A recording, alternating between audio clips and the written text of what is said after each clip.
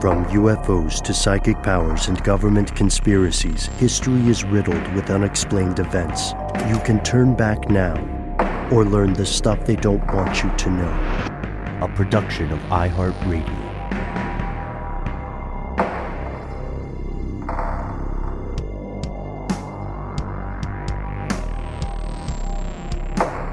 Hello, welcome back to the show. My name is Matt. My name is Noel. They call me Ben. We are joined, as always, with our super producers, Paul Mission Control Decant, as well as Alexis, nickname to be determined, Jackson. Most importantly, you are here, and that makes this stuff they don't want you to know. Or at least that's the name we use when we describe this show. Today's question starts with first figuring out what's in a name. We know they're powerful currency in the modern media, right? They're a cognitive shortcut. You've only got so much time on air if you're a news anchor. Names can also function as what's known as a thought-terminating cliche. This is familiar to long-time conspiracy realists. And the more we think about this insidious practice of grouping multiple things under one phrase, the more often we notice it. Conspiracy theorists, that's an easy phrase as an example. But then there are things like truthers, for instance, snowflakes, or for an historical example, 49ers. This is common. This naming practice is common in all walks of life, numerous spheres of debate.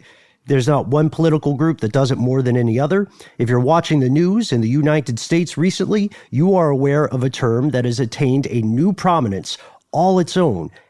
Antifa or Antifa? Antifa? Antifa.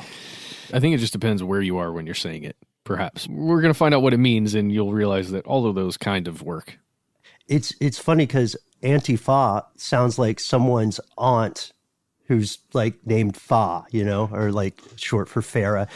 Well, we're also, regardless of how you choose to pronounce it, you're probably aware of just how controversial this term and what it represents can be. It's not a stretch to say there are, if we're being diplomatic, differing opinions about what Antifa actually is, and we can't even agree how to pronounce it. And as we explore these opinions, we quickly find ourselves hip deep in conspiracy. But first, here are the facts. Yeah, I mean, so, let's just do a little housekeeping with the term here. What does Antifa actually mean? Where does the word come from?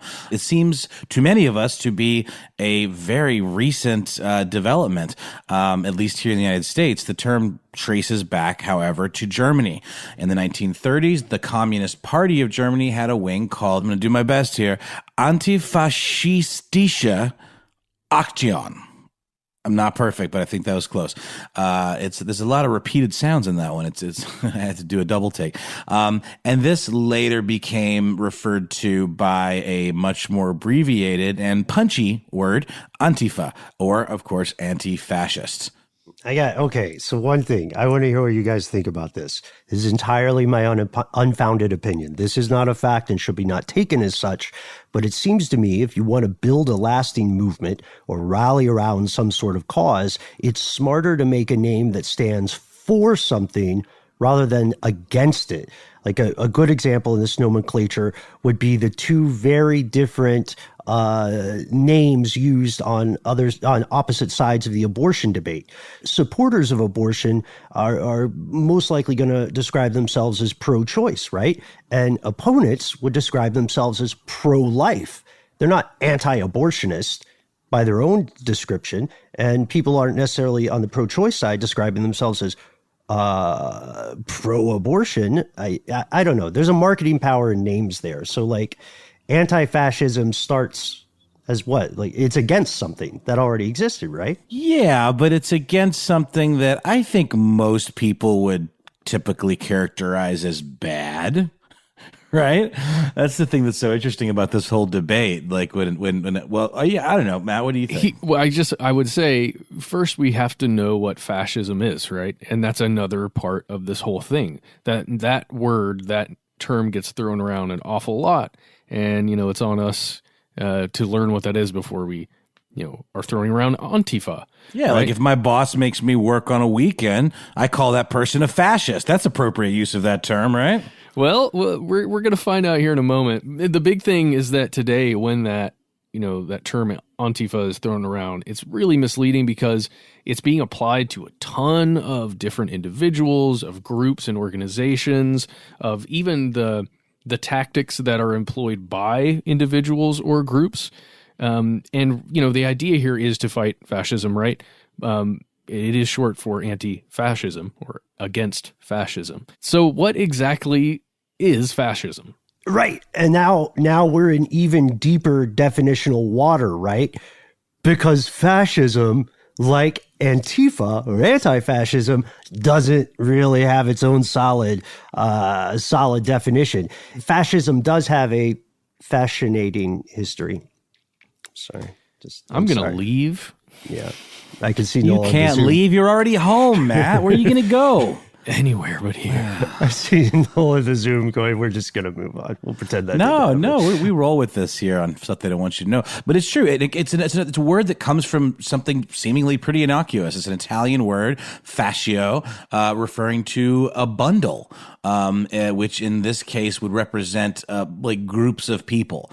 So, I think we'll get to this, but it's become negative by association. The initial, like it wasn't designed to be an inherently negative thing. It was just designed to be descriptive. Its origins date all the way back to ancient Rome, when the fasces was a bundle of wood with an axe head that was carried by leaders in Roman politics. And defining fascism today is much more complicated because of the fact that many governments, organizations, and individuals have been called this. It's been lobbed around as kind of a term of abuse. In post-World War II, this was often used as an insult by opponents or critics of a given movement or government, like the way I talk about my boss. Who loves this show, by the way? I know. I don't mean it. Which one? I don't know if he loves the show. We have so many bosses now. And that's corporate people. America. My figurative boss, you guys. This is just for the purposes of demonstration here. But it was Mussolini that really got the phrase to kind of catch fire and be associated with what we think of as fascism today. True story. Yeah, you're right, Noel. 1915. One of the only bad Bens in history. There aren't a ton of them. Benito Mussolini. That's where we think of fascism. That's the sort of origin story of modern fascism. And when we try to define it, we see that a lot of people in academia and politics have made their careers based on arguing what the hell this is or is not. Generally speaking, it's somewhere between a specific genre of authoritarian government and a set of tactics deployed by governmental institutions. So kind of like how all mazes are puzzles, but not all puzzles are mazes. All fascist governments are authoritarian, but not all authoritarian governments are fascist. Very good, Ben. I love the old mazes puzzles analogy.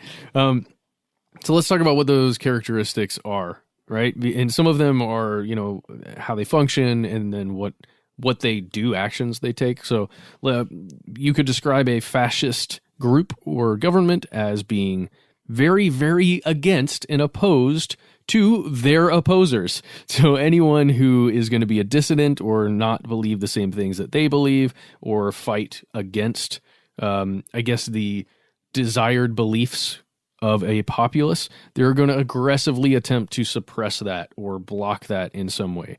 They are going to attempt to, use whatever power that they do have, this group or government, to essentially use it in a dictatorial way. So what they say goes. Anybody else, again, going back to the first one, is not welcome.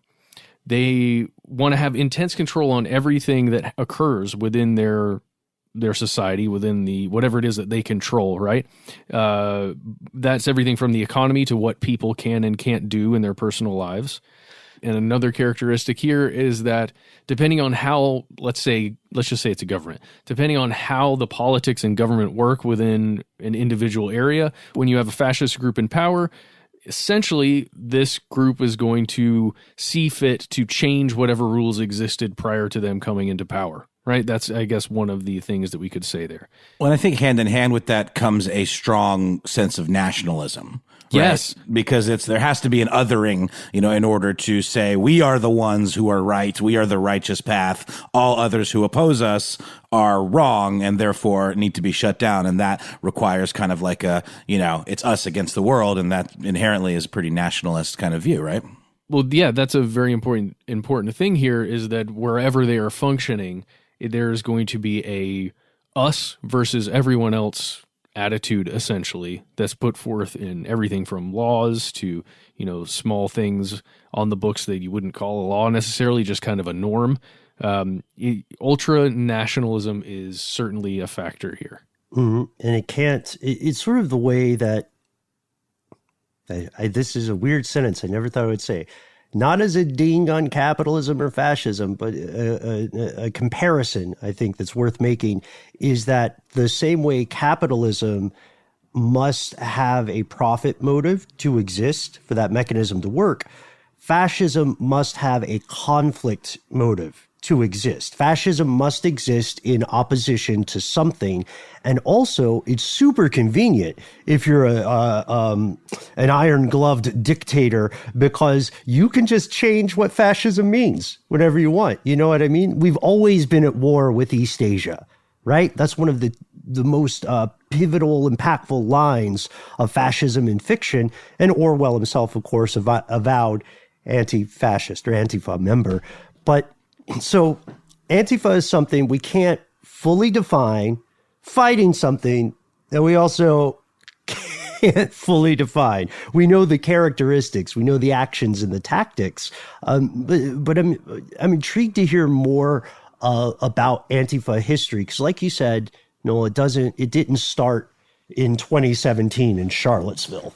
Yeah, that's right. I mean, as a movement, it has its origins in what we might describe as the left, even the Communist Party, the Socialist Party, the idea of anarchists, and the like. So while fascism is often characterized as being a far-right, militaristic, hyper-nationalist ideology, again, problematic to even, assign it to an ideology in particular. Anti-fascism is the opposite. It's very much something that leans far to the left.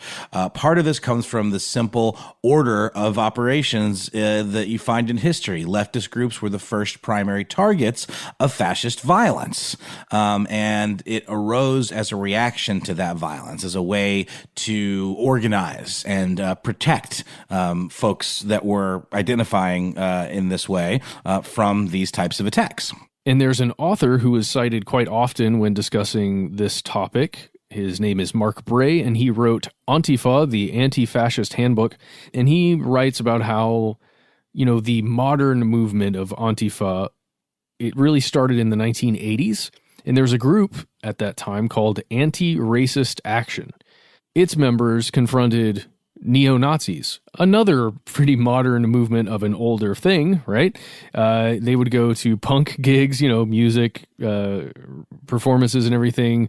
They would go out in the Midwest and other places in the United States, and they would just actually have confrontations with people that they believed to be neo-Nazis. Are you guys familiar with the SHARP movement? Yep, skinheads against racial prejudice. I always found that to be fascinating. It's like, with a rise in skinheads in like punk rock scenes and hardcore scenes in the 80s, there was a splintering and folks who, like, I guess still identified with the aesthetic of a lot of that, but were not about that life, not about that white nationalist ideology. And it was something that began in New York in 1986. But the idea of, someone that like, hey, skinheads can be cool too. We can also be like about equality, and so therefore you have the SHARP movement. I think it's a tremendous point. It's one that echoes what we set up at the beginning, which is these grouping disparate movements or people under the same convenient figure of speech or turn or phrase. Sure, it feels good to do that because we're humans. We categorize and classify things. We want to see patterns, but we do a disservice to ourselves and others when we fall into that trap. By the early 2000s, the Antifa movement in the U.S. was, I guess, considered mostly dormant in terms of mass media. Like, there were definitely groups who aligned themselves with that.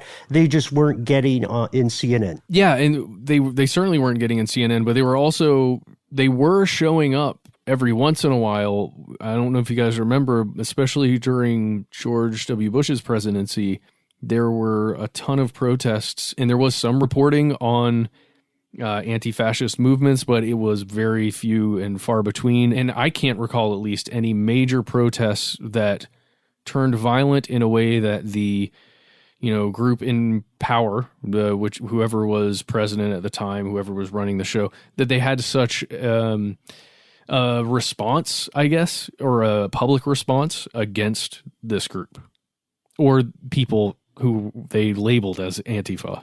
Or like Black Bloc as well in Occupy movements, which we'll get in. Don't worry, we'll meet the Black Bloc later. Now, fast forward to just a few years ago.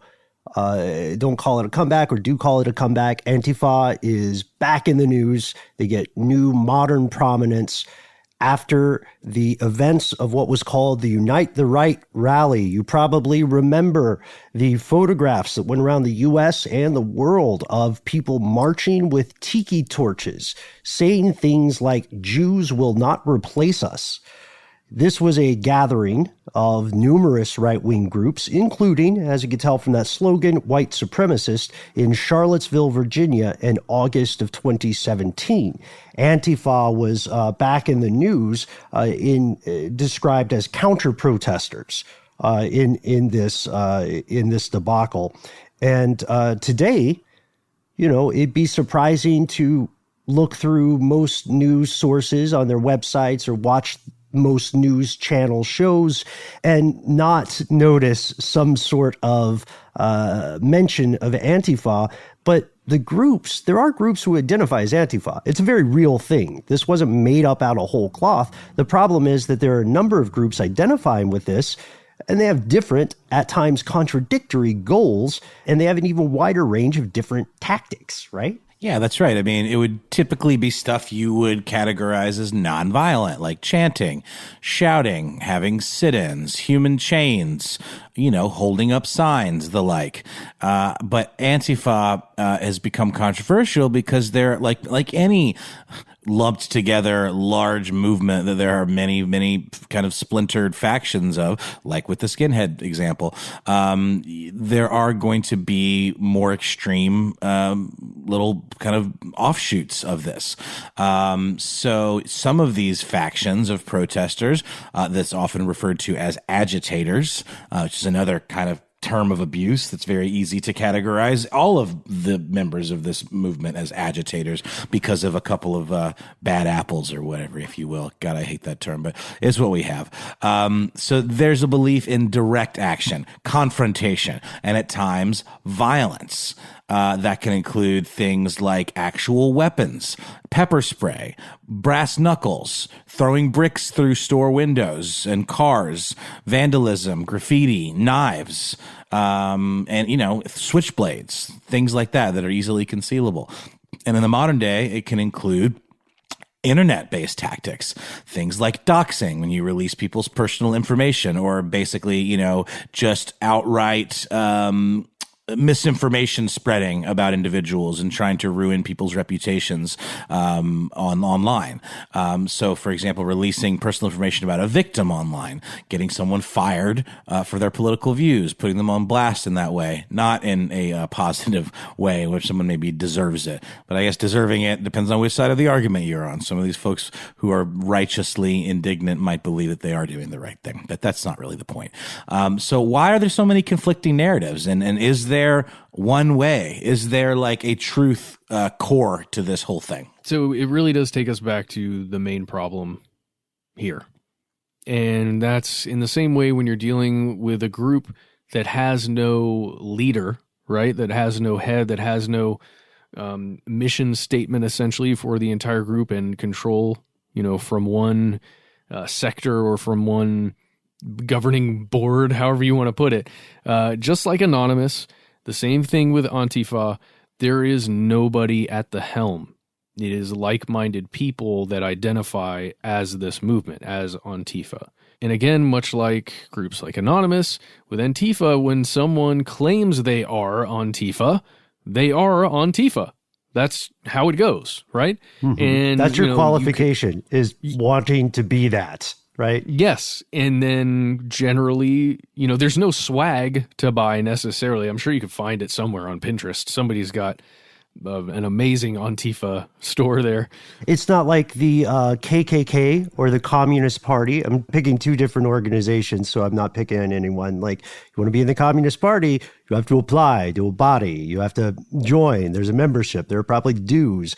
KKK is the same. They have ranks. They have hierarchy. That doesn't exist in this concept. Yeah, or like the Crips and the Bloods, who both had their own soda in Atlanta, at least for a while there. Thanks to Killer Mike. Good on you, Killer Mike. You have to look at this from both sides, right? And that's what we're attempting to do today.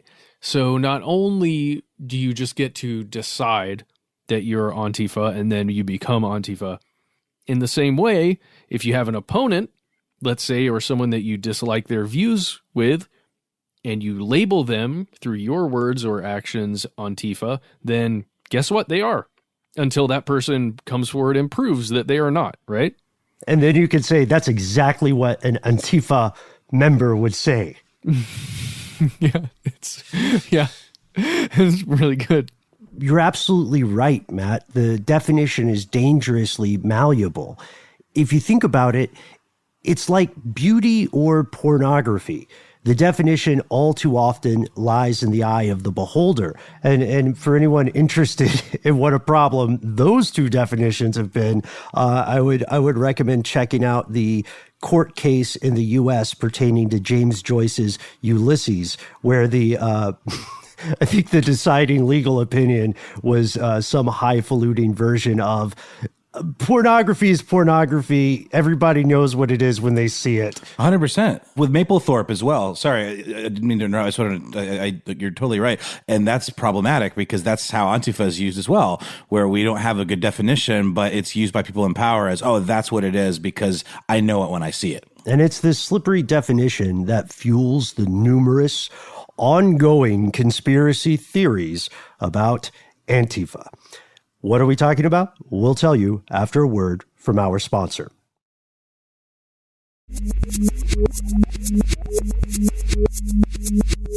Here's where it gets crazy. First, thinking about this off air, it's like a fireworks show. Do we save the big explosion for the end, or do we start big? I feel like we have to start big with the most prevalent conspiracy theory about Antifa. Oh, I know where you're going with this, Ben. Oh boy. Lay it on me. I know exactly where you're going. So, all right, let's just do it. So the first thing you've probably read, likely on Facebook, I'm gonna bet Facebook, maybe Twitter too. Twitter, actually, you know what? Anywhere on social media, you've probably heard something on there about how Antifa, whatever it is, what are these groups of all these differing contradictory aims, somehow all of these people are knowingly working together in secret and have a leader. They actually have a leader, right? People who really put this theory forward, or people who at least believe it, right?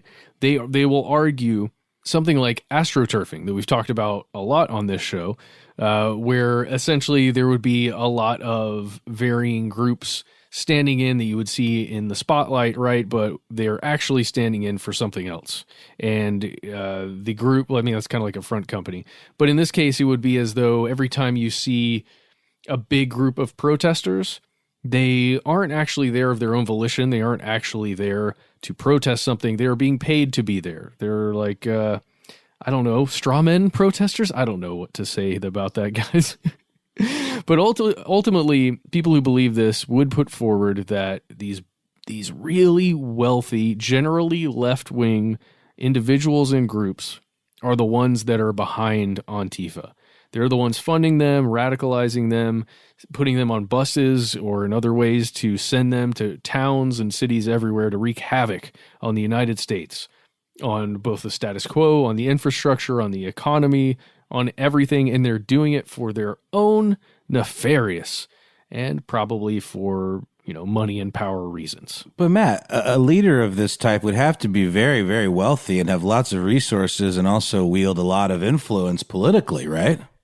Oh, yes. There is a prominent figure here that you have likely heard many, many times before, Mr. George Soros. Oh, yes. You know him, you love him, George Soros. He's a billionaire. As of May, his estimated net worth was in the ballpark of $8.3 billion. Fellow listeners, it's important to keep in mind, however, that every person at that level of wealth is more than capable of hiding the full extent of their assets. So while it's a good financial guess, you should not take it as gospel.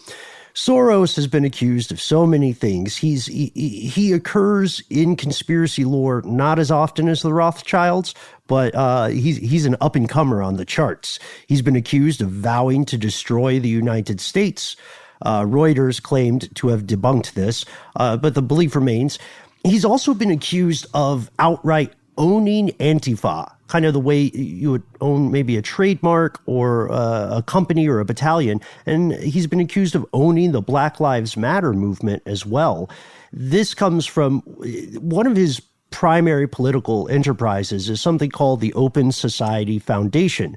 Longtime listeners, you know that innocuous names with a lot of money behind them usually means something fishy might be going on. Just be suspicious. Anyway, this foundation, OSF, claims that they support the aims of the Black Lives Matter movement and they support the aims of other protests, but that they do not pay these organizations. They don't pay them to organize. They don't, importantly, pay protesters to show up. And the leaders of Black Lives Matter say that they're a relatively decentralized group. However, you do a little bit of digging, Open Society Foundation makes a lot of donations. They create a lot of grants. They did set up a $12 million grant, and this is the verbatim quote here, to help organizations fighting institutional racism. They also donate to a number of related groups, things that ally with their aims across the planet. And it's including things like Planned Parenthood. It's including things, like groups that try to address systemic or institutional racism. So kind of the heart of this conspiracy sort of hinges on what's the difference between a donation and what's the difference between out and out payment?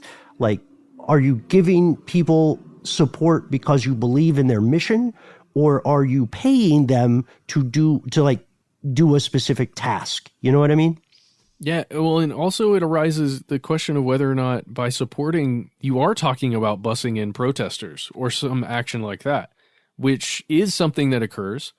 We've seen it happen in the past for, various protests, for various photo opportunities that have occurred in the past. It is a real thing that has occurred where people are shipped in from other places on purpose by a group that is willing to pay the money for the bus, right? But is that inherently bad or crooked or disingenuous? I mean, people who support certain political parties might bus folks into the polls who couldn't get a ride otherwise. Or, isn't this just a way of supporting a movement? I'm not saying it's bad. I am saying we know that occurs, and it is possible there if you were, let's say, going to pay several busloads of people to go, like you're paying for the bus and giving each person there a small amount of money who is going to go and spend their day doing that, that would be riding the line, right?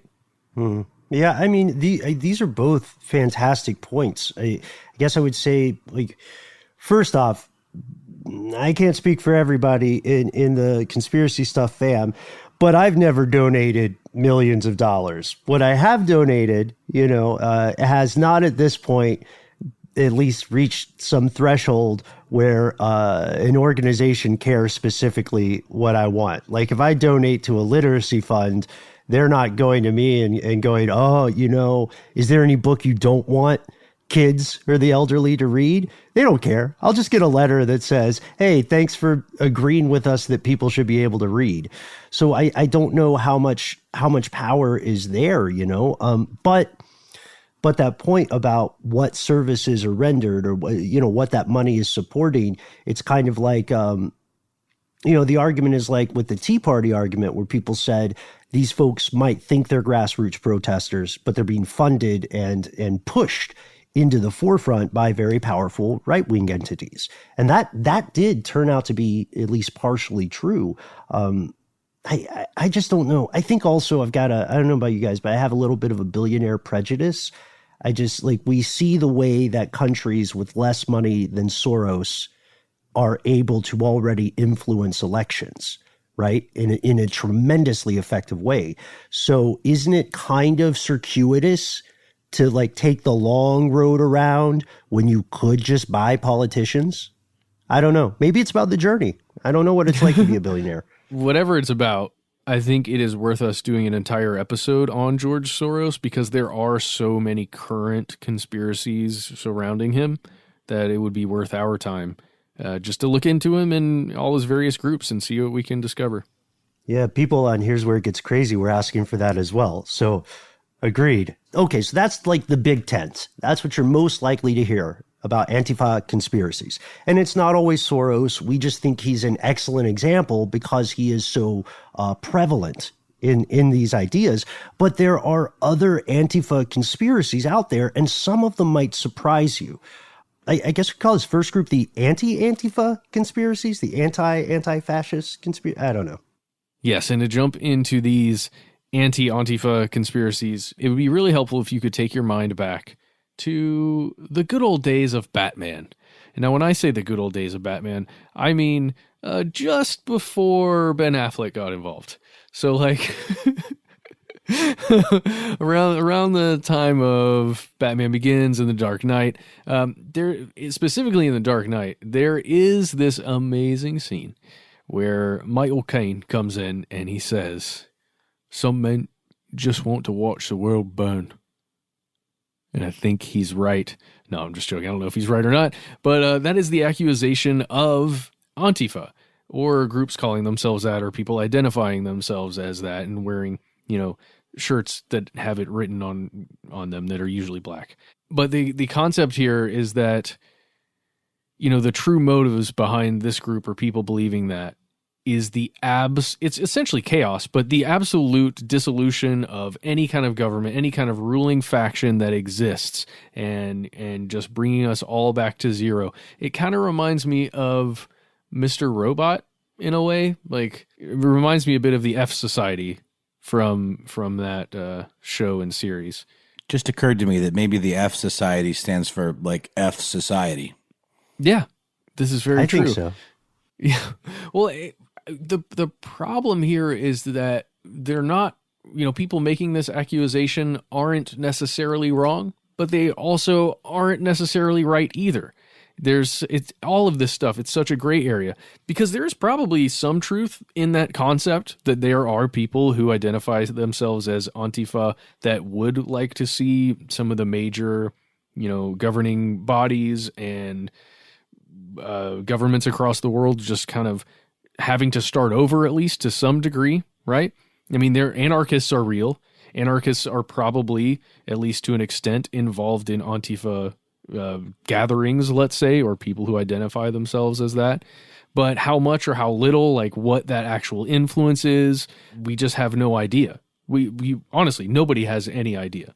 Yeah, it's true. I mean, it ties into the other anti-Antifa idea of subverting the rule of law, right? Sometimes it's a billionaire individual like Soros. Sometimes it's a group accused of one world ordering the planet, like the CFR or something.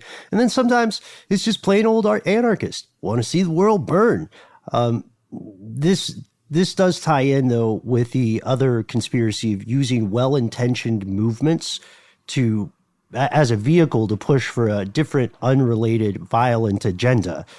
This thing works, though. That's the problem with this one.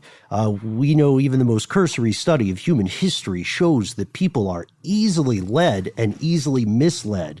So this idea is that factions of Antifa, whatever their origins, whatever their motivations may actually be, will infiltrate an otherwise peaceful protest or movement and then try to push it further and further toward radicalization and violence. Like let's say Noel, Matt, Alexis, and Paul are all at a protest, a peaceful protest against the closing of the local Applebee's. And then some other guy that no one has met shows up and is like, yeah, they should keep the Applebee's open. As a matter of fact, if you think about it, we should burn down the Chili's next to the street, the next street over. And we're like, no, we're peaceful Applebee's people. They're like, yeah, well, you can't be a peaceful Applebee's person if you're not also burning down that Chili's. Well, isn't this a lot of the same stuff we covered in the Agent Provocateurs episode? I mean, they do kind of go hand in hand. The idea of someone infiltrating a cause that has one particular aim that could well be peaceful protest, and then trying to kind of cause division within those ranks and try to convince people to lash out and do violent things in the interest of either co-opting that movement or potentially even having the protest be shut down, to aid their particular, viewpoints. Or, would you say these things are related, Ben? Yeah, absolutely. That's I would categorize that as a left-wing Antifa conspiracy. So that's the crazy part. You'll hear about the right-wing Antifa conspiracies, but you may be surprised to learn organizations that are affiliated with the political left are often themselves not automatically fans of what they consider Antifa. Part of that is the agent provocateur question. We've covered that in other episodes, but that's not a conspiracy theory. That's an active conspiracy tactic. It happened before. It's maybe happening now. In my opinion, it probably is happening now. And it will definitely happen in the future. We know also that a lot of left-wing institutions, movements, and groups have a huge problem with Antifa direct action. And they say that this action, violent action, whatever the motivation or intention on the part of protesters, creates more problems than it solves. So what makes Antifa in particular different from other movements? We'll talk more about that after a quick break.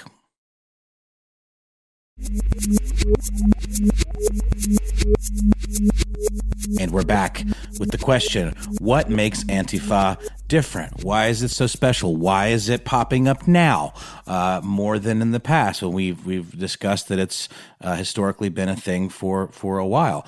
There are some purported crimes of the Antifa movement, or, multiple movements that exist under this kind of umbrella. One of them is something called Black Bloc tactics. Yeah, and when you're talking about Black Bloc, this is something you've undoubtedly heard about or seen videos of somewhere, if not on Live Leaks, then in other places. Generally speaking, you would describe a Black Bloc, that's BLOC, as a group that deploys some kind of violent tactic in one form or another during a protest that is occurring for a completely other reason, or an individual reason for that protest. The Black Bloc would be there independently, right? And they would be doing things like we've seen, vandalism, destruction of some kind of property occurring while the protest is going on. A lot of times a group that we would call a Black Bloc would be targeting sites of significance to probably the economy. That's a very popular one. To government, any kind of building like a city hall or something, a bank, headquarters of a large corporation. There would be what would be considered or described as rioting. They would, do something. This one's a little lighter fare, but, demonstrating without a permit or outside of a free speech zone. I think that's an important one. when I was in Chile, in Santiago, we saw a lot of kind of black bloc things, but they were escalating in step with the police. And a lot of South and Central America has heavily militarized police forces. But calling and demonstrating illegally, it sounds like a small thing, but if you withdraw the legal means to demonstrate, then every demonstration is illegal. I think there's some tricky things that legal authorities can do there. Well, yeah, and even the act of demonstrating, you are knowingly bringing about a police response, right? So if it's not legal to do that, you know that's going to happen. So then essentially a group like this would, or functioning as this, would prepare. They'd prepare defenses, essentially.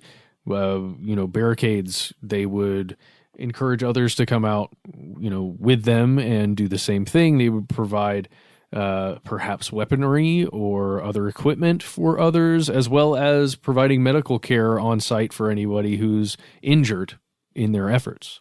So why are they called this? Why Black Bloc? This is BLOC, by the way. They are known for really leaning heavily on remaining anonymous, wearing black clothes, covering their face, and identifying marks like tattoos. That being said, though, these are all things that any protesters are going to be doing now, a lot of, especially with the pandemic. It can be a lot harder to differentiate these groups. And we, in our episode about Protesting 101, we made it pretty clear that it's a good idea to cover any identifying marks, etc. But here's the thing: moving in a unified mass, the logic being they can't get us all. And that's true of any kind of, I don't want to characterize this as like a gang or any kind of thing like that. That's not the same thing, but that is a tactic that folks that are, say, in like motorcycle gangs would employ. They ride in a group because you can't chase down everybody. People can divide and conquer and split and just kind of cause the authorities to be overwhelmed. Yeah. And that's still sort of the case, right? That sort of works for any. I mean, that's the reason why if you want to get away with a robbery of a small business, you go in with 20 people and you move out fast. There's a power in numbers. It's inarguable, but it might not always make you anonymous in the future. The surveillance state has been expanding. We've been in a massive expansionist phase of that since post 9/11. It hasn't stopped since. In the future, it's conceivable that it doesn't matter what you wear or where you leave your phone. Authorities will be able to find you or at least make a plausible case against you and then proceed from there. Probably another tactic that differentiates Antifa in the mind of the mainstream media is property damage.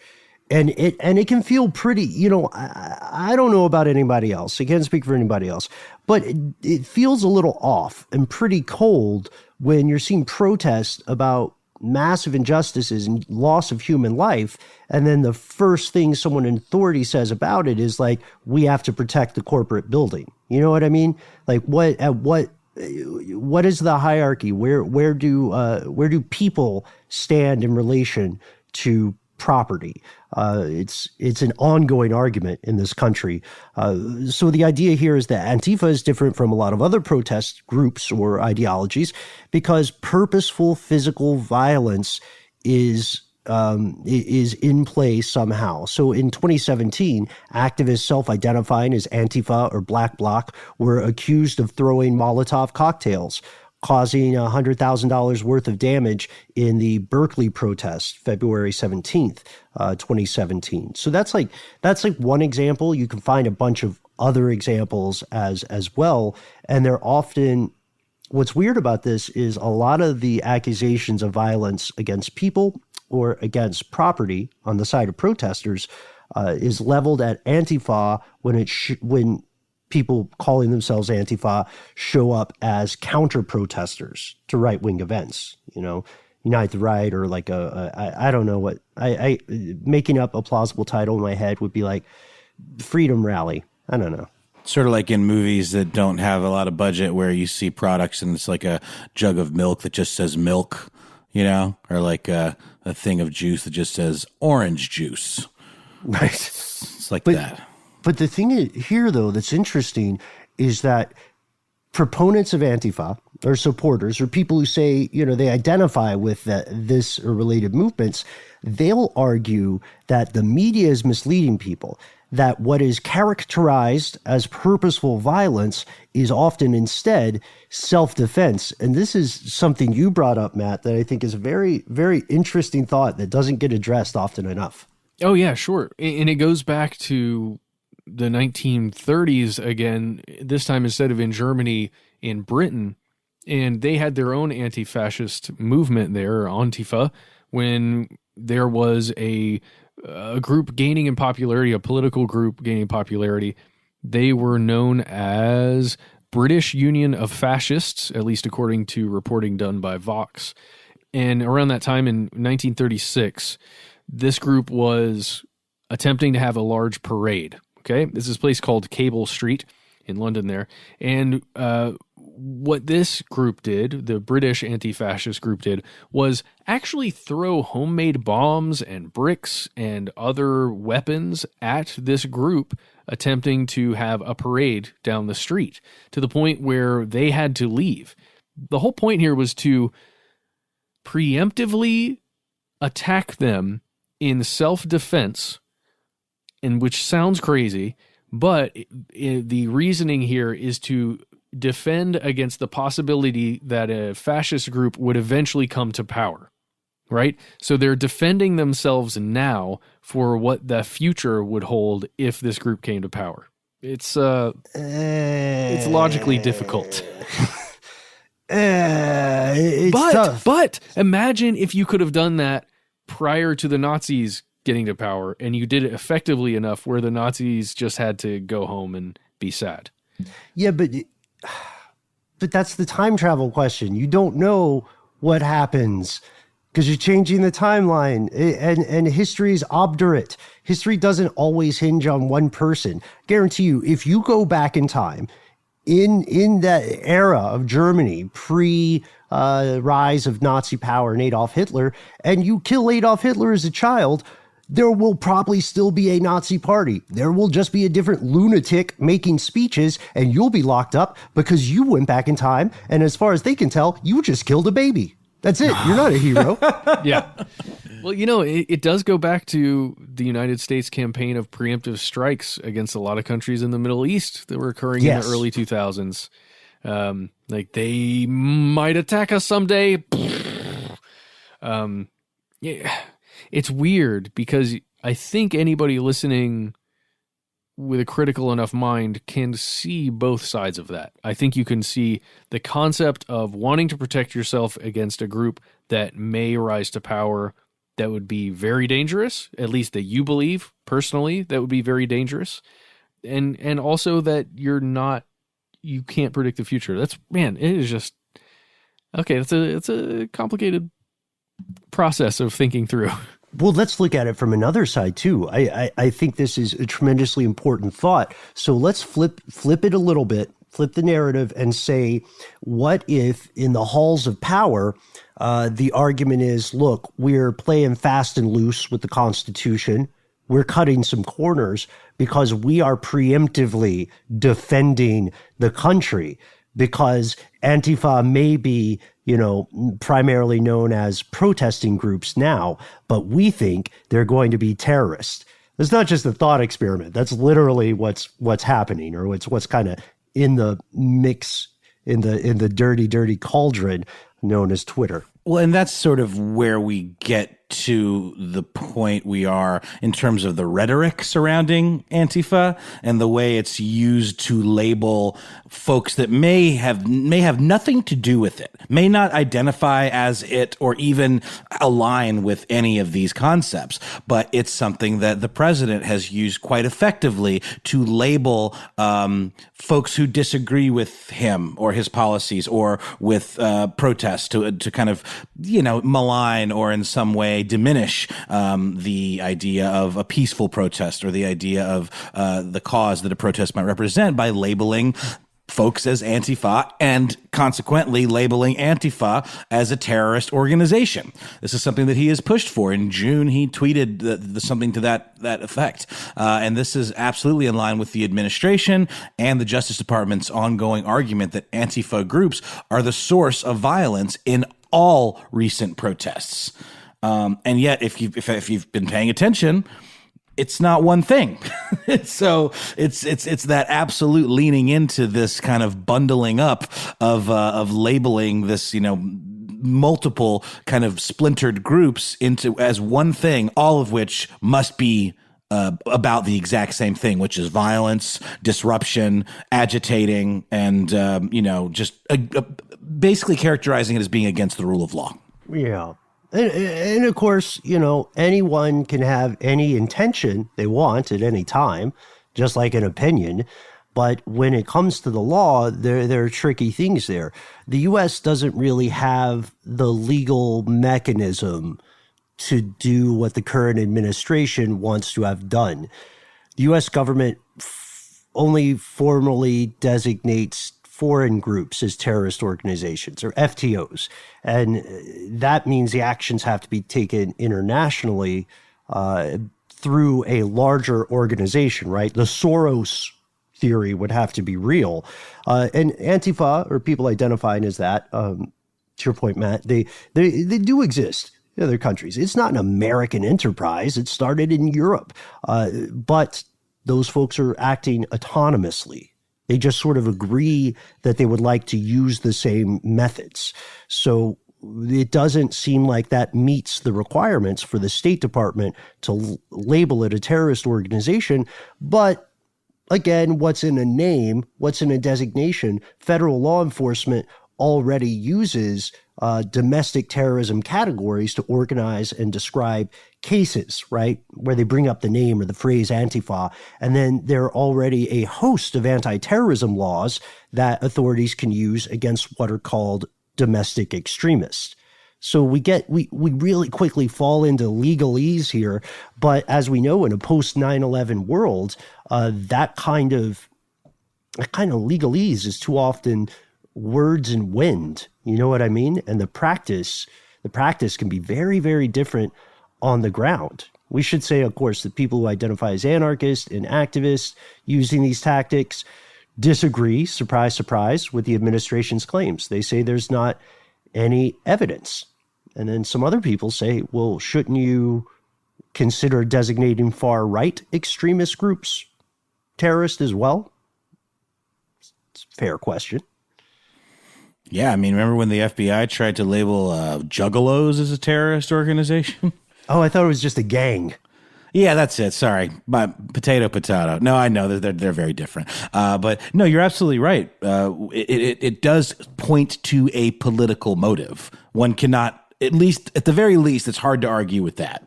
Yeah, it is weird that the Anti-Defamation League actually had some information on this, and their findings were that over 70% of murders that would be considered extremist, essentially, that have occurred within the United States were committed by groups that they would describe as far right or white supremacist. That's pretty interesting. 70% of those, at least according to the Anti-Defamation League. And, as you can probably imagine, if you don't believe that statistic, if you don't agree with a group or organization like the Anti-Defamation League, you probably disagree with that statement, right? Or you believe it's the opposite. A lot of this ends up coming down to belief, unfortunately. So what has the government itself done in response to these concepts about Antifa and the rumors and conspiracies that have been roiling up around them? Things fall apart. The center cannot hold. You know what I mean? The problem is that there's not a unified response. The current U.S. administration maintains a view that Antifa should be considered a terrorist group and subject to the considerations that definition includes. But Mark Bray, the author you mentioned at the top, Matt, says that this is an attempt to control the conversation and shift it away from what he describes as widespread socioeconomic discontent in the U.S., which, goes across all levels, if we're being honest. And there's not like one group of people there's not one large group of people that's super happy, right? And he says that there's a mathematical problem here. He believes that there are literally not enough members of various Antifa groups out there to be doing all the stuff that the DOJ, by the way, and the administration are claiming that they have done. So yeah, and then you'll see other, of course, the ideas in municipal, regional level governments, state level governments may differ. Your individual mileage may vary. That's the problem. There was a report by a national counterterrorism unit in January of 2020, I want to say, that found the same thing. They were like, no one's on the same page about this. We have these serious gaps. I don't know if we can go out and call a group terrorist and just keep changing the definition of what terrorism is or what that group is until we get it to work. Because that's a little bit like, well, far be it for me to say the F word. Fascism. Right. Yeah. It's a little bit, right? To like, look, we all love improvisation. I love improv. Yes, and is such a beautiful panacea and balm. But does improvisation belong in these kind of things? Does it belong in government? I don't know. Yeah, I mean, I guess it's true, but there's definitely a lot of things that don't belong in government, but we see them every day, and improvisation's certainly become a big one. Yes, and this is an ongoing story. Sorry, I'm not above this. No, you were there. You were there. This is an ongoing story because right now, if this perspective was pushed through and this designation became closer to being a reality, no one really knows what would happen. We haven't been to that like part of constitutional argument yet. Constitutional scholars the majority of them are like, okay, this would be illegal, but no one has 100% proof about that. Like it would be an argument. And while it was being an argument, you can bet your bottom dollar that forces on the ground would just act like, the argument had been decided in whichever way they wished, whatever that way might be. And that's where we're at. We tried on this one to give an objective view of Antifa and the conspiracies and the differing narratives about it, and also the tremendous problems with definitions. If I start calling people pop farts, and the definition of a pop fart is that I think you're a pop fart, then it just depends on what kind of day I'm having, right? As to whether or not you were prosecuted as a pop fart. That's just... Yeah. Best pop farts out there are definitely strawberry frosted, just so everybody's aware. I like the cinnamon sugar ones myself. Ugh, can't stand them. Really? Okay. Well, I guess we're on two sides of the pop fart divide here, my friend. I think it's three. I'm a s'mores guy. I like the s'mores ones too. No, I like the s'mores one too because they've got the graham crackery kind of crust. That really sets them apart. But it's the same as like this labeling thing is something that we see too in political rhetoric where people are given kind of insulting nicknames, and it starts to kind of sink into the public when you repeat something enough. Our brains tend to bucket things in those ways that you were talking about, Ben, at the top of the show. Our brains look for patterns, and that could be something as simple as saying, farty Ben Bolin, but before you know it, people think Ben Bolin's got a flatulence problem. I'm sorry, I'm just sticking with the fart thing here. No. But it's true, and words are very powerful. And Antifa, because it's such a pithy little brand name sounding thing, it's something that's very easy to lump folks into, even if you don't really know what it is, which a lot of people don't seem to. So we would love to know your opinion about all of this. Are you extremely anti-Antifa? Or are you down with whatever that cause represents, according to you? are you like Chandler Weirsteck of Charlotte, North Carolina, who, according to The Intercept, wrote a message to the FBI and was all like, "Hey, I lead Antifa over here in Charlotte. What's up?" And then they totally came out to his house to have a little chat with him. Read The Intercept, by the way. That story is called "He Tweeted That He Was the Leader of Antifa, Then the FBI Asked Him to Be an Informant." It's fantastic. But, how do you feel about this? What do you think about it? We would love to know your opinion, especially if you identify as Antifa or you are a part of a group that would consider themselves Antifa. We'd love to hear from you and just know your story. You can contact us anonymously, by the way, if you wish to do that through an email or through a phone call. That you can talk to us if you're worried about your own safety or privacy. Right. Yeah. Also, while you're at it, where are you at with this whole pop fart thing? We want your opinions. You are the most important part of this show. And this has nothing to do with anything, but I don't know about you all. I'm curious. Why is it normal in the U.S. to eat candy for breakfast? Let us know. Let us know about the Antifa stuff first. That should be the priority. You can get in contact. Yeah, people should be eating bacon, right?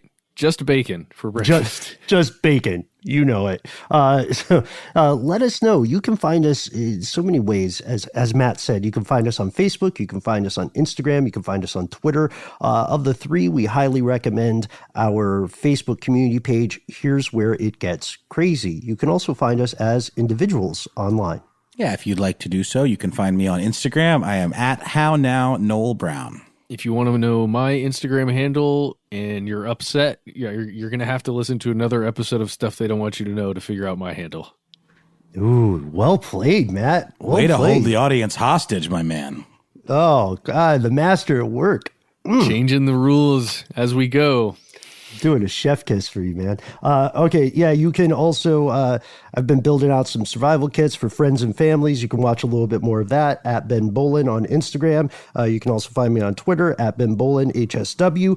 But I hate social media, you might be saying. We of all people get it. If you have a message you'd still like to relate to us, we have a phone number you can call. That's right. You can reach us at 1-833-STDWYTK. Leave a message at the sound of Ben's dulcet tone.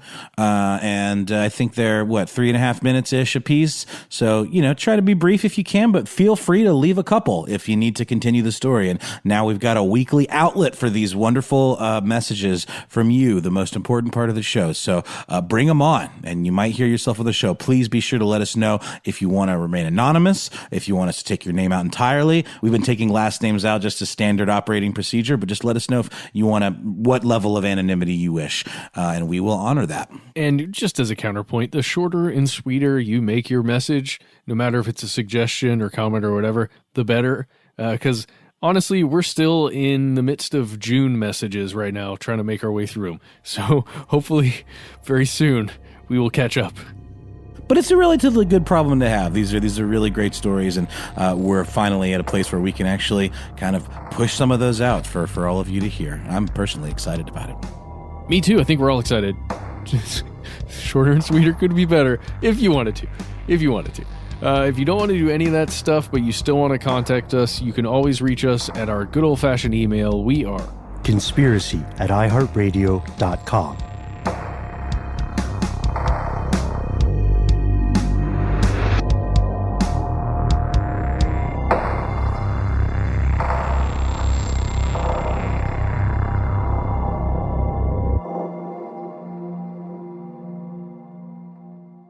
Stuff They Don't Want You to Know is a production of iHeartRadio. For more podcasts from iHeartRadio, visit the iHeartRadio app, Apple Podcasts, or wherever you listen to your favorite shows.